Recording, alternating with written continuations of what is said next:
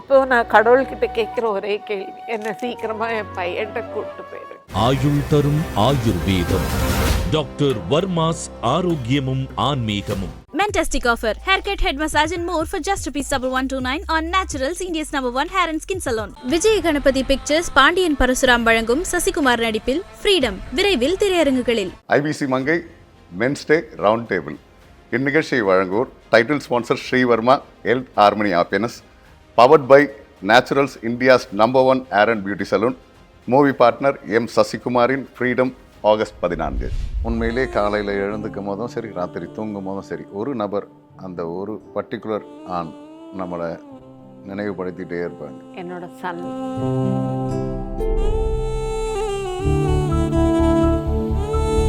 அம்மா சீக்கிரம் இறந்துருவேன் போல எனக்கு ஃபீல் ஆகுது. அப்போ அவன் சிரிச்சான். கேட்டேன், ஏண்டா நான் பேசுறது உனக்கு கிண்டலா இருக்கா அப்படின்னு கேட்டேன். திரும்பவும் சிரிச்சுட்டு, நீ போக மாட்டேன், நான் தான் போவேன் அப்படின்னா. அந்த சொன்ன வார்த்தை இன்னைக்கும் என் காதுல. ஒரு காலகட்டத்தில் எனக்கு பைத்தியம் பிடிக்கிற அளவுக்கு என் பையன் இல்லாமல், ஃபேமிலி சப்போர்ட் இல்லாமல் எவ்வளோ விஷயங்கள் நான் தனியாக போராடினது, அது எல்லாமே நடந்தது. ஆஃப்டர் so many years, இப்போ திடீர்னு என்னோட சன்னோ எங்கள் அப்பாவோ இங்கே நின்று ஒரு விஷயம் கேட்குறாங்கன்னா, it is not so easy for me to just forget everything and say, oh வந்துட்டாங்க, இத்தனை நாள் நீ எங்கே போன? அவரை நான் இவ்வளோ சீக்கிரம் இழப்புங்கிறதுலாம்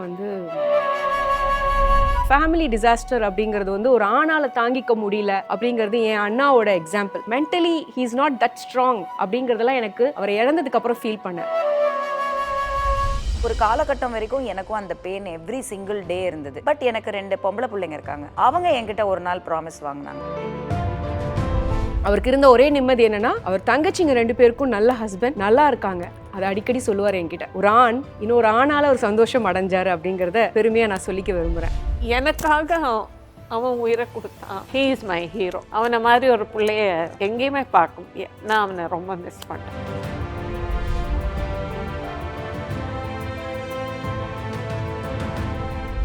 நம்ம ஒரு சில பேரை கண்டிப்பாக ரொம்பவே மிஸ் பண்ணுவோம். ஒரு நாள் காலையில் எழுந்த உடனே அவங்களோட நினப்பு வராமல் இருக்கவே இருக்காது. ராத்திரி தூங்க போகும்போதும் அந்த நினப்பு வராமல் இருக்கவே இருக்காது. மறுபடியும் இந்த ஒரு வாய்ப்பு கிடைக்காதா அப்படின்றது தான். அதாவது இதுவரை உன்னுடன் வாழ்ந்த நாட்கள் மறுபடி வாழ்ந்திட வழி இல்லையா அப்படின்ற ஒரு வாக்கியம் இருக்கிற போல, நம்ம வாழ்க்கையில் அது எப்பவுமே காதலாக தான் இருக்கணும்னு அவசியம் கிடையாது. அது நம்மளோட மகனாக இருக்கலாம், மகளாக இருக்கலாம். ஸோ எவ்வளோ மிஸ் பண்ணுறீங்க? எந்தெந்த சுச்சுவேஷன்லாம் இவங்கெல்லாம் இருந்தால் நல்லா இருக்குமேன்னு ஃபீல் பண்ணியிருக்கீங்க? ஒரு காலகட்டத்தில் எனக்கு பைத்தியம் பிடிக்கிற அளவுக்கு என் பையன் இல்லாமல், ஃபேமிலி சப்போர்ட் இல்லாமல் எவ்வளோ விஷயங்கள் நான் தனியாக போராடினது, அது எல்லாமே நடந்தது. பட் ஒரு காலகட்டத்துக்கு அப்புறம் எவ்ரிதிங் எதுவாக இருந்தாலும் it heals you. Time heals, definitely heals. நம்ம பாசிட்டிவ்ஸை தான் எடுத்துக்கணும். கஷ்டமாக இருந்தாலும் சில விஷயங்கள் இப்படி தான் நடக்கணும்னு இருந்தால் யூ ஹாவ் டு அண்டர்ஸ்டாண்ட். அவங்களோட விஷயத்தையும் நம்ம புரிஞ்சுக்கணும். இதுதான் லைஃபுங்கிறத ஒத்துக்கணும். நம்ம நினைக்கிற மாதிரியே எல்லா நாளும் நடக்காது. இந்த இடத்துல நம்ம இதை கடந்து வந்துட்டோம் அப்படின்னு சொல்கிறது, நான் இத்தனை வருஷமாக நானும் அது போல தான் நடிச்சிருந்தேன். ஓகே, என்னோடய வழிகளை நான் கடந்துட்டேன், நான் பிரச்சனையில் இருந்தேன், கடனில் இருந்தேன், எல்லாத்தையும் நான் கடந்துட்டேன், அதை சொல்கிறது வேறு.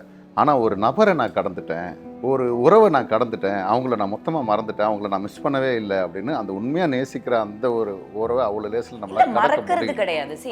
எதுவுமே நம்மளால மறக்க முடியாது. பட் அதே சமயத்தில் it is a give and take, ரைட்டா? அவங்களும் மிஸ் பண்ணுவாங்க, நம்மளும் மிஸ் பண்ணுவோம். ஆனால் அதுக்கான எஃபர்ட் நம்ம எடுத்திருக்கோம். அவங்க எடுக்கலைன்னும் போது ஒரு காலகட்டத்துக்கு மேலே அதோட ரிலேஷன்ஷிப் கண்டிப்பாக மாறும். நீங்கள் நினைக்கிற மாதிரி காலம்பூரா நான் தவறு பண்ணியிருந்தேன்னு வைங்களேன். இப்போ நீங்கள் சொன்னதுக்கே சொல்கிறேன், ஒரு ரிலேஷன்ஷிப் கண்டிப்பாக மாறும். ஆனால் அதற்கான வாய்ப்புகள் கிடைச்சாதான் மாறும். மறுபடியும் பேசுறதுக்கு வாய்ப்புகளோ இல்லை ஏதோ ஒரு விஷயத்தை கம்யூனிகேட் பண்ணி விஷயத்தை உங்ககிட்ட கன்வே பண்ணணும்னு நினைக்கிறேன் அப்படின்னு ஒன்று இருக்கும்ல. இப்போ இது அதோட களமாக நினைங்களேன். நம்ம எந்த அளவுக்கு எஃபர்ட் எடுக்கிறோமோ, முயற்சி எடுக்கிறோமோ, அவங்க எங்கேயோ ஒரு இடத்துல அவங்களும் முயற்சி எடுக்கணும். இல்லைன்ற பட்சத்தில் ஒரு காலகட்டத்துக்கு அப்புறம் இட் சேஞ்சஸ்.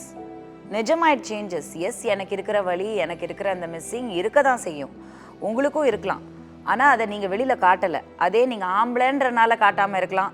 நம்ம பேசின டாபிக் தான் போய் உள்ள இல்லை, வல்னரபிலிட்டிங்கிற டாப்பிக்கை பற்றி நம்ம பேசும்போது வெளிப்படுத்த தன்மை உங்களுக்கு கிடையாது, உங்களுக்கு அது வந்து இயல்பாக இல்லை. அது உங்களுக்கு சுற்றி இருக்கிற பெண்களும், உங்களோட வீட்டில் இருக்கக்கூடிய பெண்களோ ஆண்களோ உங்களுக்கு வந்து நீங்கள் இப்படி இருங்க, இதை வெளிப்படுத்துங்க, தப்பு கிடையாதுன்றது நான் சொன்னேன் இல்லையா, ஒரு சகோதரியோ ஒரு தோழியோ சொல்லணுன்ட்டு. அந்த மாதிரி உங்களை சுற்றி இருக்கிறவங்க யாருக்குமே வந்து ஒரு சொல்லி கொடுக்கறதுக்கு ஆளுங்களும் கிடையாது, நீங்கள் எடுத்துக்கிறதுக்கான மனத்தான்மையும் உங்களுக்கு கிடையாதுன்ற பட்சத்தில் அது என்ன ஆகிடும்னா, ஒரு லிமிட்டுக்கு மேலே, இதை நான் ஏன் சொல்கிறேன் அப்படின்னா, டேக் டியூ ஆக்ஷன். எதுவாக இருந்தாலும் அந்த நேரத்தில் ஒரு குறிப்பிட்ட காலகட்டத்துக்குள்ளே நம்ம அதுக்கான ஆக்ஷன் எடுக்கணும். இல்லைன்னா ஒரு காலகட்டத்துக்கு மேலே எல்லாமே மாறிடும். இன்னைக்கு to be very honest with you, after so many years, இப்போ திடீர்னு என்னோட சன்னோ எங்கள் அப்பாவோ வந்து இங்கே நின்று ஒரு விஷயம் கேட்குறாங்கன்னா, it is not so easy for me to just forget everything and say oh வந்துட்டாங்க. கிடையாது, எல்லாமே ஓடும். இத்தனை நாள் நீ எங்கே போன, ஏன் போன, எதுக்கு வரல, இந்த கோவங்கள் கண்டிப்பாக இருக்கணும். இல்லைன்னா ஒரு வேளை நான் எதாவது தப்பு பண்ணியிருந்தேன்னு வைங்களேன், ஏதோ நான் ஹவ் டன் சம்திங் டெர்ரிபிளி ராங், என் மேலே ஒரு பெரிய குற்றச்சாட்டு இருக்குது, நான் பண்ணனால தான் இவங்க போயிட்டாங்கன்னா, அப்போ என்னோட மைண்ட் செட் வேறு மாதிரி இருக்கும். நமக்கு வந்து ஒரு கில்ட் இருக்கும். ஃபர்ஸ்ட் ஆஃப் ஆல், ஐயோ நம்ம இப்படி பண்ணோம், அதனால தான் இப்படி ஆயிடுச்சு, அதனால தான் அப்படி ஆயிடுச்சு. அந்த சிச்சுவேஷன் வேறு, என்னோட சிச்சுவேஷன் வேறு. ஸோ ஒரு காலகட்டம் வரைக்கும் எனக்கும் அந்த பெயின் எவ்ரி சிங்கிள் டே இருந்தது, எவ்ரி சிங்கிள் மொமெண்ட் இருந்தது. பட் எனக்கு 2 பொம்பளை பிள்ளைங்க இருக்காங்க. அவங்க என்கிட்ட ஒரு நாள் ப்ராமிஸ் வாங்கினாங்க. என்ன ப்ராமிஸ் வாங்கினாங்கன்னா, நீ வந்து இன்னைக்கு வந்து கஷ்டத்தில் இருக்க, நீ வந்து இவ்வளோ அழுகிற, நீ இவ்வளோ பிரச்சனைகளை சந்திக்கிற, ஆனால் யார் உன் கூட நின்னாங்க? உங்கள் தாத்தா, எங்கள் தாத்தா வரல, அண்ணா வரல, நாங்கள் தானே இருக்கோம். அப்போ அவங்களுக்காக அழுகிறத நிறுத்திட்டு எங்களுக்காக நீ சிரி, எங்களுக்காக நீ வாழ கற்றுக்கோ அப்படின்னு சொன்ன அந்த ஒரு வார்த்தைக்கு இன்னைக்கு வரைக்கும் I have taken it up as my responsibility. இல்லாத ஒருத்தவங்களுக்காக நம்ம ஃபீல் பண்ணுறதை விட இருக்கிறவங்களுக்காக நம்ம வாழணுன்றது தான். ஸோ எனக்கு வந்து இன்றைக்கி இல்லைன்ற ஒரு வலி இருக்குமே தவிர, நான் அதையே நினச்சிட்டு வாழ்ந்தேன்னா என் வாழ்க்கை போயிடும். அவங்க எந்த அளவுக்கு செல்ஃபிஷாக இருக்காங்கன்றதே எனக்கு தெரியுதில்ல. அப்போ நான் வந்து அவங்களுக்காக ப்ரேயர் பண்ணுறேன், அவங்களுக்காக நான் வந்து அவங்க நல்லா இருக்கணும்னு நினைக்கிறேன். அவங்க வந்து I will always bless them and I'll miss them. But my life doesn't evolve around them. I made my changes. And I think everybody should. Especially in my kind of situation. ஒருத்தர் நம்ம இழந்திருக்கோம். இப்போ எங்கள் அம்மாவை நான் இழந்துட்டேன். So எங்கள் அம்மா இல்லை அப்படின்ற ஒரு வழி வந்து எவ்ரிடே இருக்குது, எவ்ரி செகண்ட் இருக்குது. அது என்னால் மாற்றவே முடியாது. ஏன்னா அது அவங்க சாய்ஸ் கிடையாது. ஆனால் இவங்களுக்கு சாய்ஸ் இருக்குது. எங்கள் அம்மாவுக்கு சாய்ஸ் இல்லை. அவங்களால திரும்பி வர முடியாது. என் கூட வந்து ஒரு தேவதையாக இருக்க முடியும், அவ்வளோதான். அப்போது எனக்கு அந்த வலி ஜாஸ்தி இருக்குது. அவங்கக்கிட்ட பேச முடியலையே, அவங்கக்கிட்ட சொல்ல முடியலையன்ற வலி ஜாஸ்தி இருக்குது. இது நீங்கள் பக்கத்து தெருவில் இருந்துக்கிட்டே உங்களுக்கு வரலைன்னா உங்களுக்கு திமிருன்னு அர்த்தம். அதுக்கு வந்து ஒரு லிமிட்டுக்கு மேலே I don't think you should excuse them. So you know it changes, emotions change and it's actually a good thing. It's a good thing. ஒரு கட்டத்துக்கு மேலே அந்த உறவே நம்ம வெறுக்கிற அளவுக்கு இல்லைன்னா வந்து you know you then what kind of human being are you? You are torturing yourself. நம்மளை டார்ச்சர் பண்ணிப்போம். அந்த டார்ச்சர் தேவையில்லை. எல்லாருக்குமே சாய்ஸ் இருக்குது. உனக்கு அப்படி ஒரு புரிதல் வந்து ஒரு காலகட்டத்தில் நீ திரும்பி வந்தேன்னா, yes will sit and talk, will sort it out. But நீங்களும் 50% உள்ளே வரணும். இங்கே பாதி வந்தாச்சு, மீதி பாதி நீங்கள் தான் வரணும். நீங்கள் அங்கே இருந்துக்கிட்டே இதை கூட நான் தாண்டவும் முடியல, தாண்ட முடியாத கூட நீங்கள் எப்படி தாண்டுவீங்க? So you have to wait. காலம்தான் பதில் சொல்லும். சாந்தி மேடம், அந்த ஒரு பர்டிகுலர் ஆண் நம்மளை நினைவுபடுத்திகிட்டே இருப்பாங்க. அப்படி மிஸ் பண்ணுற ஒருத்தர் என்னோட சன்.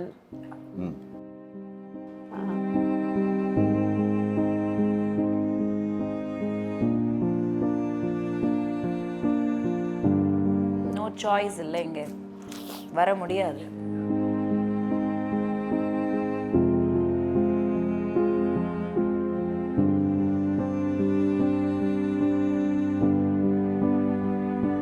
என்னோட லைஃப்பில் வந்து என் பையன்தான் என்னோட ஹீரோ.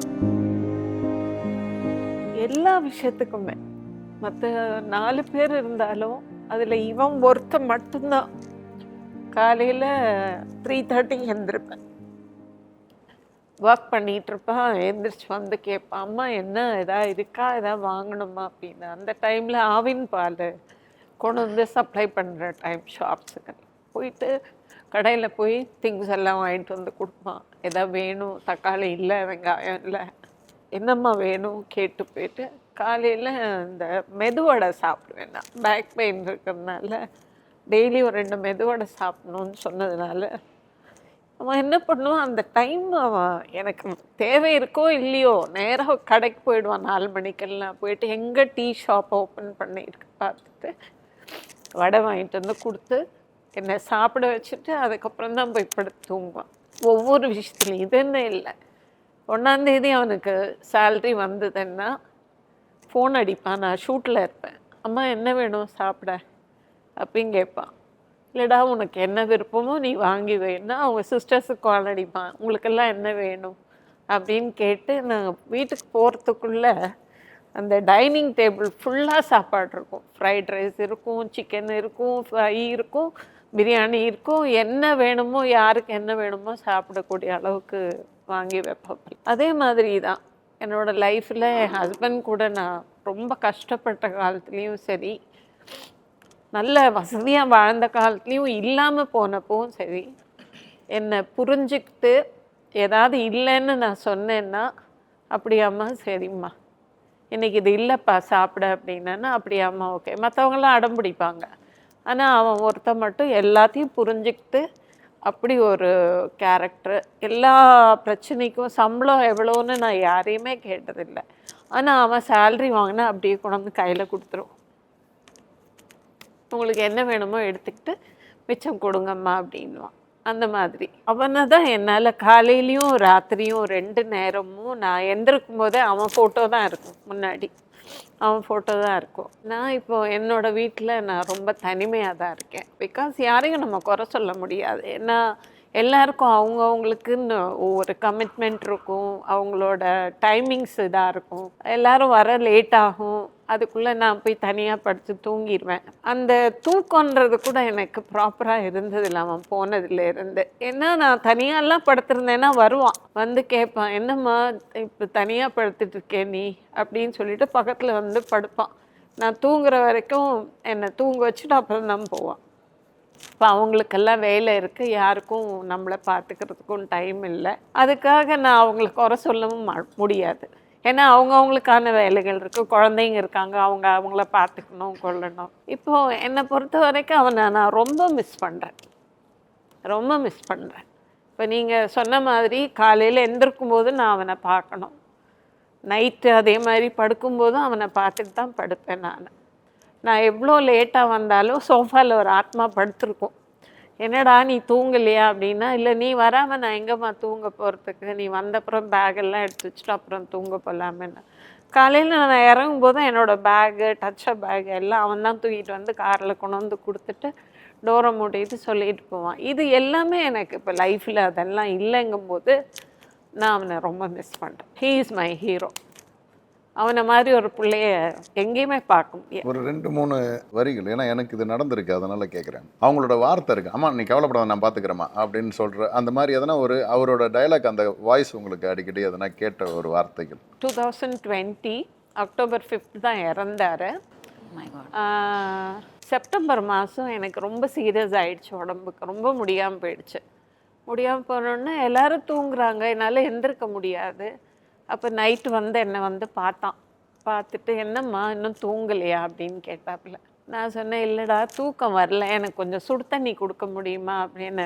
எடுத்துகிட்டு போய் ஹாலில் உட்கார வச்சு சுடு தண்ணி போட்டு கொடு அப்படின்னேன். கேட்டப்போ சொன்னால் சரிம்மா வான்னு சொல்லி மெதுவாக என்னை கை பிடிச்சி கூட்டிகிட்டு போய் ஹாலில் உட்கார வச்சுட்டு கெட்டிலில் தண்ணியை போட்டு சுடு தண்ணி கொடுத்துட்டு அவன் அப்படி உட்காந்தாங்கன்னா அப்படி உட்காந்து பேசிகிட்டு இருந்தேன். அப்போ நான் சொன்னேன், மோனே அம்மா சீக்கிரம் இறந்துருவேன் போல் எனக்கு ஃபீல் ஆகுது, என்னன்னு தெரியல, ஏன்னா எது சாப்பிட்டாலும் எனக்கு வயிற்றில் நிற்கலை, ஃபுல்லாக வாமிட் பண்ணிகிட்டே இருக்கேன். அதனால் இந்த இப்போ நீ கொடுக்குற சுடு தண்ணி கூட என்னால் ஃபுல்லாக குடிக்க முடியுமான்னு தெரியலன்னு சொல்லிட்டு இருக்கேன். அப்போ அவன் சிரித்தான். கேட்டேன், ஏண்டா நான் பேசுகிறது உனக்கு கிண்டலாக இருக்கா அப்படின்னு கேட்டேன். இல்லைம்மா நீங்கள் பேச, எனக்கு அப்புறம் நீ உன் அக்காமாரங்களையும் தம்பியும் நீ பார்த்துப்பியான்னு ஒரு வார்த்தை கேட்டேன். கேட்டப்போ அவன் என்ன சொன்னான்னா சிரித்தான். திரும்பவும் சிரிச்சுட்டு, அம்மா நீ போக மாட்டேன் நான் தான் போவேன் அப்படின்னா. அந்த சொன்ன வார்த்தை இன்னைக்கும் என் காதில். எப்படி நான் கேட்டேன், ஏன்டா இப்படி பேசுகிற, எனக்கு வயசாயிடுச்சு, நான் போனால் நீ இன்னும் வாழணும், நீ இப்படி பேசுறிய அப்படின்னு கேட்கும்போது, இல்லைம்மா நான் தான் போவேன், உனக்கு பதில் நான் போவேன். ஏன்னா நீ இருக்கணும், அக்காமாருங்களுக்கு துணையாக, தம்பிக்கு துணையாக நீ இருக்கணும், உன்னால் மட்டும்தான் பார்த்துக்க முடியும். ஏன்னா இந்த வீட்டை ஆம்பளையே நீ தான் அப்படின்னு ஒரு வார்த்தை சொல்லி ஒரு மாதம்தான் அவர். அதே மாதிரி பெருமாளுக்கு புரட்டாசி மாதம் தழுக போட்டாங்க டாட். அன்னைக்கு வந்து ஸ்பஷ்டமாக சொல்கிறேன், இறக்கிறதுக்கு முந்தின நாள் எல்லாரும் என் காலில் விழுந்து ஆசீர்வாதம் வாங்கிக்கோங்க, நான் தான் இந்த வீட்டுக்கு கடவுள்னு சொன்னேன்.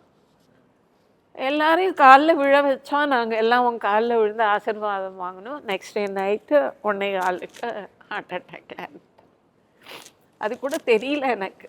நான் என்ன யோசிச்சேன்னா, நம்ம என்ன பாவம் பண்ணியிருக்கோமோ, என் புள்ள உயிர் போகும்போது கூட என்னால் பார்க்க முடியல. நெக்ஸ்ட் டே காலையில் எழுந்திரிச்சு அவனோட டெட் பாடியை தான் தொட்டுட்டு நான் ஷூட்டிங் போனேன். கால் தொட்டு 3 மணிக்கு கால் பண்ணாங்க, அவன் இறந்துட்டான். பாண்டியன் ஸ்டோரில் தான் இருந்தோம், நாங்கள் எல்லாம் செட்டில் தான் ஒன்றா இருந்தோம், நானும் சுஜிமா எல்லாம். அந்த மாதிரி ஒரு இது. அதனால் அவன் வந்து எனக்காக அவன் உயிரை கொடுத்தான். அது லைஃப்பில் அந்த ஒரு வார்த்தை மட்டும் எப்போவுமே எனக்கு கேட்டுகிட்டே இருக்கும். எது சொன்னாலும் சிரிப்பான், என்ன சொன்னாலும் சிரிச்சுட்டே இருப்பான்.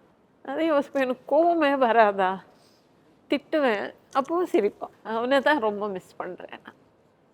இப்போ நான் கடவுள்கிட்ட கேட்குற ஒரே கேள்வி, என்னை சீக்கிரமாக என் பையன்கிட்ட கூப்பிட்டு போயிடு. இப்போ வாழ்கிற வாழ்க்கை வந்து சும்மா ஜஸ்ட் இருக்கும் அப்படிங்கிறது ஒவ்வொருத்தருக்கும். அதாவது இப்போ வனிதாவோட பிரச்சனைலாம் எனக்கு நல்லா தெரியும். சின்ன பிள்ளையிலேருந்து நான் அவளை பார்க்குறேன். அவளோட கஷ்டங்களை பார்க்கும்போது நான் கடவுள்கிட்ட ப்ரே பண்ணுவேன், ஐயோ பாவம் இந்த பிள்ளைக்கு இவ்வளோ பிரச்சனை இருக்கு. யார் என்ன சொன்னாலுமே உலகம் 1000 சொல்லும், ஆனால் அவளோட வலி அவளுக்கு தான் தெரியும். அதை யாராலையும் இது பண்ண முடியாது. அந்த மாதிரி ஒவ்வொருத்தருக்குள்ளேயும் ஒவ்வொரு வலி இருக்கும். எஸ் சுஜிதா மேடம், உங்களுக்கும் அந்த மாதிரி ஒரு குரல் கேட்குன்றது எனக்கு தெரியும். அந்த குரல் என்னென்னலாம் உங்களுக்கு சொல்லிச்சு, சில வார்த்தைகள் அப்பப்போ ஞாபகப்படுத்திக்கிட்டே இருக்கும். அண்ணா, நான் சொன்ன மாதிரி அவர் வெறும் அண்ணா இல்லை, அப்பா. அவரை நான் இவ்வளோ சீக்கிரம் இழப்பேங்கிறதெல்லாம் வந்து சும்மா விளையாட்டுக்கு, வார்த்தைக்கு, கற்பனைக்கு எதுலேயுமே இல்லை. அந்த ஒரு விஷயம் நடந்துருச்சு இந்த வருஷம்தான். அது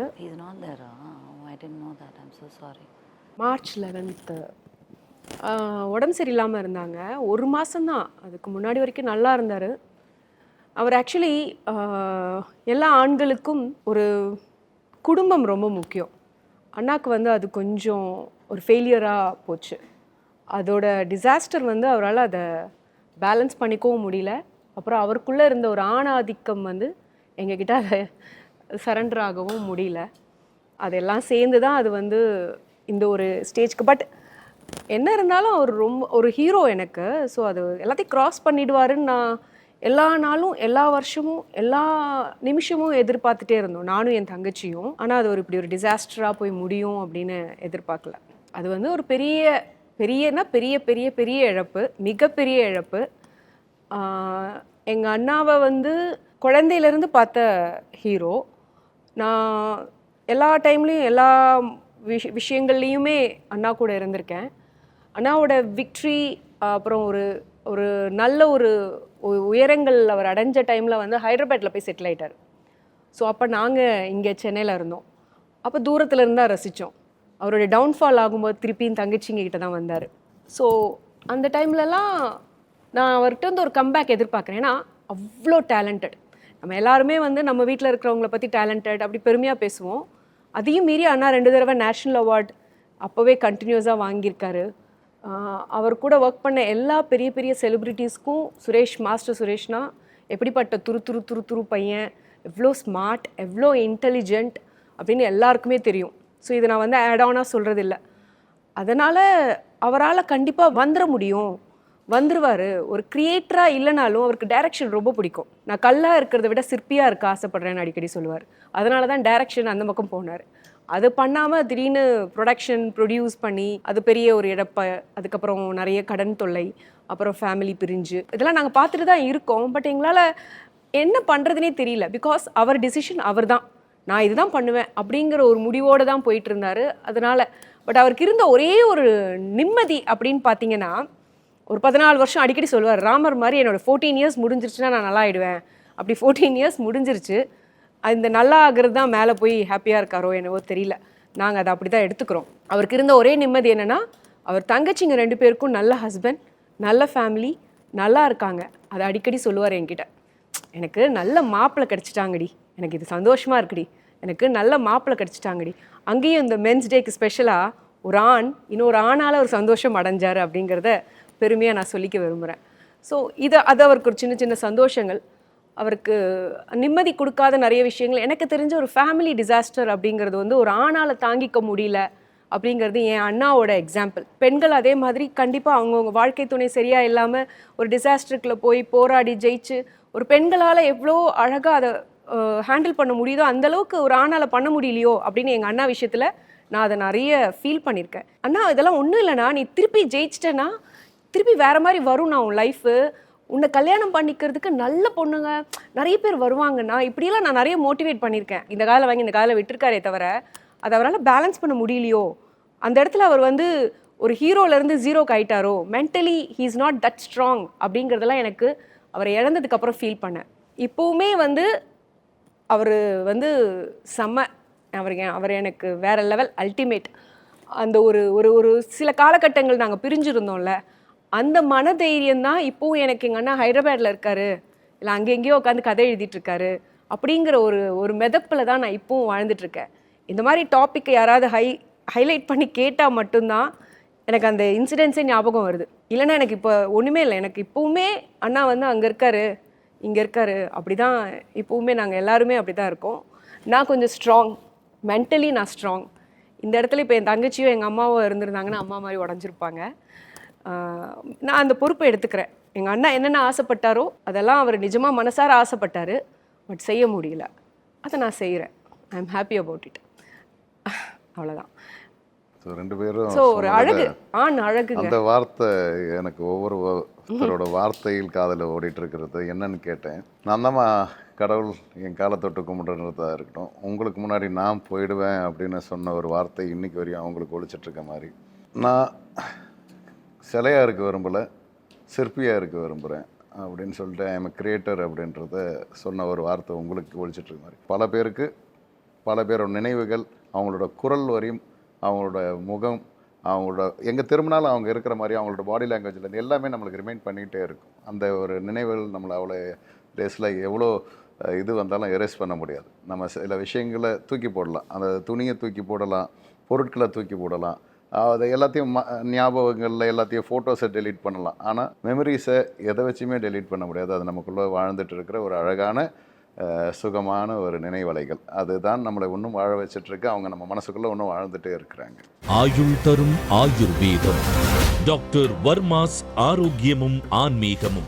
Fantastic offer. Haircut, head massage and more for just ₹129 on Naturals, India's #1 hair and skin salon. Vijay Ganapathi pictures Pandian Parasuram வழங்கும் சசிகுமார் நடிப்பில் ஃப்ரீடம் விரைவில் திரையரங்குகளில். ஐபிசி மங்கை மென்ஸ் டே ரவுண்ட் டேபிள் இந்நிகழ்ச்சியை வழங்குவோர் title sponsor Srivarma health harmony happiness, powered by Naturals, India's #1 hair and beauty salon, movie partner M சசிகுமாரின் Freedom, August 14.